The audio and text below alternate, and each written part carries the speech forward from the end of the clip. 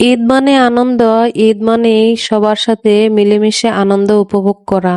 আর আমরা সেই আনন্দটা উপভোগ করতে পারিনি, কাজের ব্যস্ততায় আমাদের ঈদ কেটে গিয়েছে। হ্যালো এভরিওয়ান, আসসালামু আলাইকুম। সবাই কেমন আছেন? শরীফাস লাইফস্টাইলে আপনাদেরকে স্বাগতম। তো আমরা ঈদের আনন্দ আত্মীয় স্বজনদের সাথে ভাগাভাগি করতে ঈদের পরদিনই চলে যাচ্ছি গ্রামের বাড়িতে। আর আমাদের গ্রামের বাড়ি কুমিল্লা যাওয়ার পথে যে দাউদকান্দি নদীটা পড়ে, এর মাঝখানেই চর হয়ে গিয়েছে। এখানে এখন মানুষ বসবাস করে। দুই সাইডে অবশ্য এখনো পানি রয়েছে, আর মাঝখানটায় অনেকখানি চর হয়ে গিয়েছে।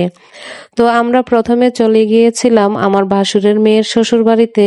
ওখানে গিয়ে আমরা কিছু সময় ছিলাম এবং রেস্ট নিয়েছি।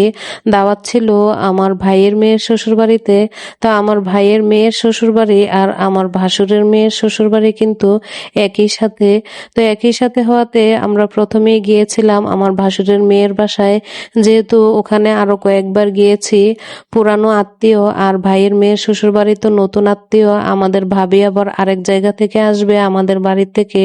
তাই আমি ভাসুরের মেয়ের বাড়িতে গিয়ে রেস্ট নিয়ে তারপর চেঞ্জ করে চলে গিয়েছিলাম ভাইয়ের মেয়ের শ্বশুর বাড়িতে। ভাবি চলে এসেছে, আমরা আমাদের জন্য অপেক্ষা করছিল।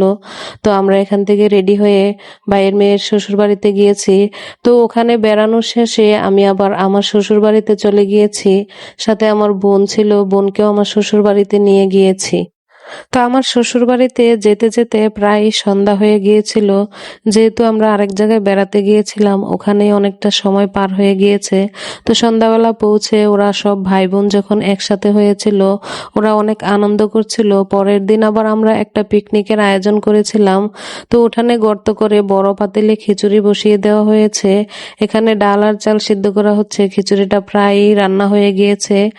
তো খিচুড়িটা দেখতে এত সুন্দর হয়েছে, কালারটা দেখে আপনারা বুঝতে পারছেন যে খিচুড়িটা কত সুস্বাদু হয়েছে। তো আমরা সবাই যখন একসাথে হই, পুরা পরিবারটা একসাথে হলে সবাই এরকম আনন্দ উপভোগ করে থাকি। তো সবাই যার যার মতো আনন্দ তো দূরে দূরে করেই থাকি, একসাথে হলে এই আনন্দটাই কিন্তু অন্যরকম হয়ে থাকে।